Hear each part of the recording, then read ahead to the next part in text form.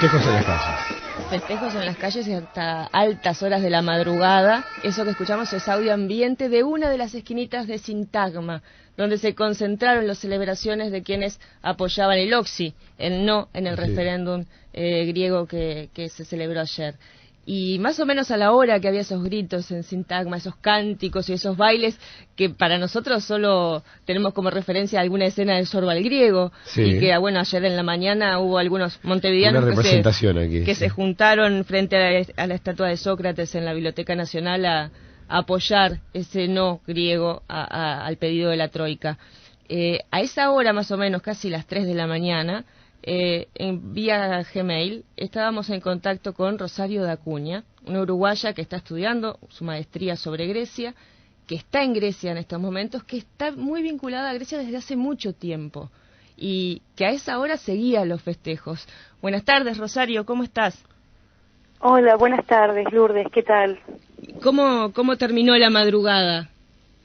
Bueno, yo no estaba en Atenas, estoy a unos 400 kilómetros, pero seguía muy de cerca todos los acontecimientos a través de la televisión, de ese no rotundo de Grecia, que por cierto no era una cosa que se esperaba, ¿no? Porque todas las instituciones europeas sobre todo esperaban que ganara el sí, y a pesar de que toda la semana estuvo basada en el miedo, ¿no? El miedo manda, como diría Eduardo Galeano, y no pudieron aterrorizar más a los griegos que decidieron. La verdad que fue un resultado que nadie se lo esperaba.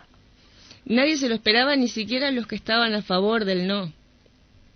Sin duda, porque durante toda la semana, además, seguí de cerca los acontecimientos, y lo que se podía ver era que cuando estaban en las entrevistas, los que estaban en el partido de Tsipras, estaban esa pobre gente ahí que le acribillaban a preguntas y que no sabían responder.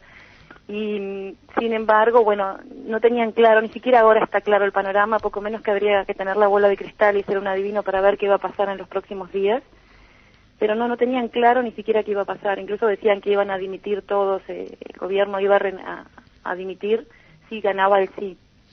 Y si no esperaban que ganara el no, y es verdad, la campaña mediática fue muy fuerte, los títulos de los diarios en Grecia y de la mayoría de los diarios europeos que uno puede acceder a través de Internet eran prácticamente anunciando el apocalipsis si triunfaba el no.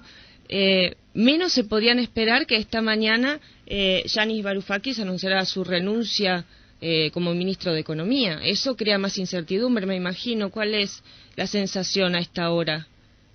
Bueno, esta mañana estuvieron reunidos los líderes políticos de todos los partidos.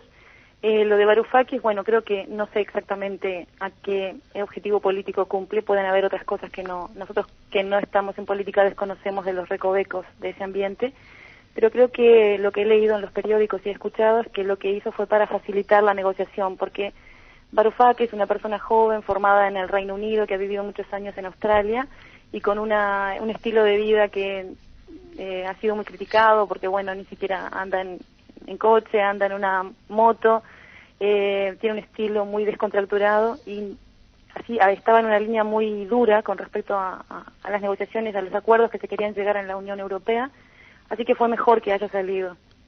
Creo que eso va a facilitar un poco las cosas. También creo que hay que destacar es la renuncia del líder del partido Nueva Democracia, que frente a ese rotundo no, bueno, ya no tenía mucho sentido, ¿no? La gente aplaudió la salida de este líder político de la oposición. Nueva Democracia, que es la ultraderecha en Grecia, ¿no?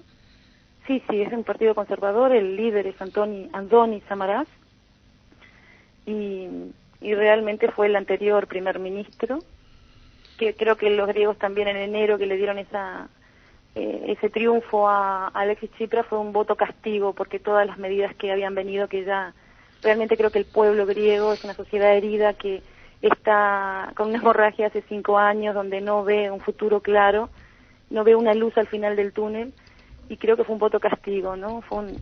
También en enero, o sea, ganó con una amplia mayoría, después de 5 meses de negociaciones estériles, donde no se llega a ningún lado, un parto distóxico total. Entonces ahora, a ver qué pasa a partir de ahora. Bueno, esto, de todas maneras, yo creo que este triunfo del pueblo griego es un triunfo de la soberanía de los griegos, y es un no a las medidas de autoridad, pero es como un tratamiento placebo, porque en realidad las medidas, de todas maneras, aunque ganara el sí o ganara un no, van a haber medidas terribles para los griegos, que no hay tanta diferencia entre las medidas que va a poner Tsipras y las medidas que quería el Eurogroup, ¿no? La Unión Europea.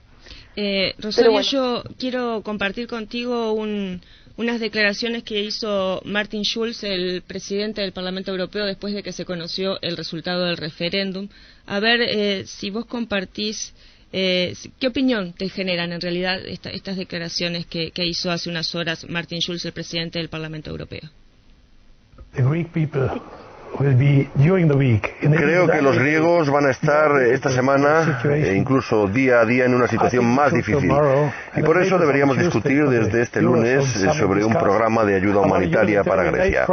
Los ciudadanos de a pie, los pensionistas, los enfermos y los niños en las guarderías no deberían pagar el precio de la dramática situación a la que el gobierno ha llevado al país.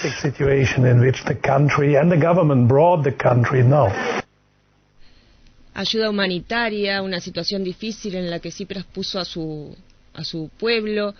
Son frases difíciles de escuchar y de apreciar en toda su dimensión desde acá. Vos que estás más cerca, ¿cómo las ves, Rosario? ¿Son ajustadas a la realidad? Sí, yo creo que son ajustadas a la realidad, porque realmente esta semana que estuve, la anterior, no estaba en España y llegué a Grecia y me encontré con ese panorama apocalíptico.